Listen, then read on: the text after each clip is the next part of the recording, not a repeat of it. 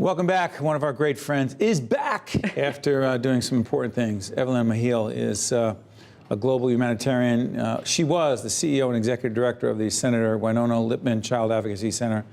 Welcome back, my friend. Thank you. Thank you. It's good to be back. And it's good to be back here with you. Well, Raph and I, my partner Raphael and I, missed you and your appearances with us, and now we have this new series. So I got to ask you, you went away for important business. You traveled where? Well, I went to about 11 different countries in the past year, a little over a year now. And so all over Southeast Asia. Yeah. So why did you go? I think I got to a point, and I know we've talked about this a lot, where I felt that we needed to have a stronger voice in terms of the violence that was happening against children and women. We talk a lot about children, but we know that the majority of those children are girls, females, and so they go on to be victimized when they get older. And I just thought that we needed to create a stronger presence, a stronger voice, something that we can unite, behind and talk about what's really happening, because it is a global epidemic. I know we talk about what's happening in New Jersey, but yeah, absolutely. What did you see? I mean, because all the times you were on with us, I mean, you remember, and the Winona Lippman Child Advocacy Center, you talked about this abuse of these children here. Yes. What abuse did you see around the world? It's very different, Steve. It's you're talking about seeing the abuse right in your face. You're walking the streets and kids are lined up in the streets, and you have perpetrators coming by and picking up these children, abusing them. These kids are being sexually exploited, and then they come and return them. How young? As young as 3 years old, 4 years old. I remember in Thailand, we had this one incident where we had 2 males walking around with a 4-year-old girl that had been kidnapped while her parents were there on vacation from the UK. And it was 2 o'clock in the morning, and there was a team walking around, and we see this little girl with these 2 men, and they are just dangling her around like she's a rag doll, and they're doing whatever they want, and it's just out there for everybody to see. Who cares? It's hard to answer that. You're there, you see it happening. It's really hard to answer that. Who else cares? What can be done? What are the authorities doing? What we're seeing, and I guess what I saw in this trip, Steve, and I think is the most disturbing, is that we don't have a united front in terms of like our global legal system. I'm talking about the UN, UNICEF. I mean, we are really neglecting these issues. A lot of these issues and a lot of the organizations that I work with, you're talking about individuals that decided to take it upon themselves to do something about this issue. They take it upon themselves to create nonprofit organizations, to be able to create a response system for children that are being abducted, children that are being sexually exploited. You're talking about just a regular person going into some of the most dangerous parts to try to rescue children. And they do. And they do. And I mean, I just visited, an orphanage in both Bali, Indonesia, and in India, and both of them had more than almost 100 kids. And most of the kids that were there in this orphanage were rescued because they had been trafficked, because they were being sexually exploited.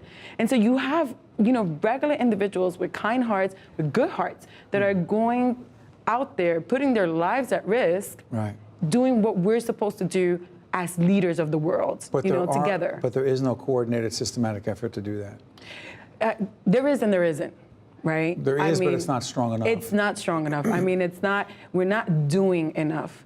And that was the problem that, obviously, one of the things that we were talking about here, what are we doing about the kids that are being abused, right? We talked about the statistics. Over 6 million children are being abused in the United States. Well, over 40 million children around the world are being abused. And so when I was having conversations with representatives of UNICEF in different countries, one of the things that's like, oh, well, we don't want to intervene with, the local government. We don't want to intervene with the local state of affairs. But what about if those local folks aren't doing anything? Exactly. If they weren't doing anything, a lot of these children would be dead. They would be. How did this trip change you? Oh, it changed me in terms of, I think for me, and when I was here last with you, you asked me a very important question, and it was the first time that I really came out with this, and you asked me why I was so passionate about this work. And it was the first time that I was able to publicly say, you know, well, I'm also a survivor. And so for me, I realized just how important it is to give a voice to the voiceless. I really did. When you asked me that question the last time, I remember thinking I just wanted to crumble. You know, I answered it, but inside of me, I was like, oh my God, how do I speak about this in public? You know, what would people say once I say that? No. But even though you're an advocate and even though you're a professional in the field? It was always, you know, I care about this issue, I love this issue, and people can see that I was very passionate about it, but I would never get to a point where I can say, you know, I was a victim as well. You know, this happened to me. And so for me, it was important to give a voice to those that shared my same shame and the same, you know, pain of being victimized in that way. And so when I was out there, one of the things that I felt that was very empowering for victims was to be able to say, you know, I'm a survivor too. You know, we're in this together. But we don't have to be our story. This doesn't have to be our destiny. We don't have to continue to be a victim for the rest of our lives. And so I thought that that was really important. So it changed me in the sense that I realized, you know, these kids, they're not at fault for what people are doing to them. They're and neither victims. was I. They're just victims. Yes. You were a victim. Exactly. What do we do now? I think that people really need to stop being scared about this issue. It's one of those things that everybody says, oh, you know, I mean, I was at a dinner the other day, you know, I just came back from India. My friends we're together, and they're just really happy to see me. And 2 minutes into the conversation, they're asking me about the trip, and they say, oh, God, this is such a downer. Can we change the conversation? Is that right? But it's like this for a lot of people. Let's not talk about this. Let's not talk about this. It's too hard to talk about. So right now on public television, Fios, everyone watching right now, there's a downer, or it should be what? Instead of a downer, what should it be? Talk about it. Don't allow it to be a taboo issue, because the more we do that, the more we silence our victims. Because our victims are thinking, oh God, you know, I can't put this burden on society. Right. I can't put this burden on somebody.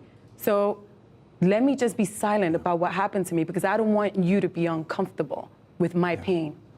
You promise us you will come back and keep talking and not be silent. Absolutely, yes. Welcome home. Thank you.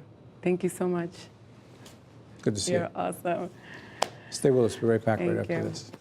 State of Affairs with Steve Adubato is a production of the Caucus Educational Corporation, celebrating over 25 years of broadcast excellence. State of Affairs with Steve Adubato is brought to you from the Agnes Veris NJTV studio at 2 Gateway.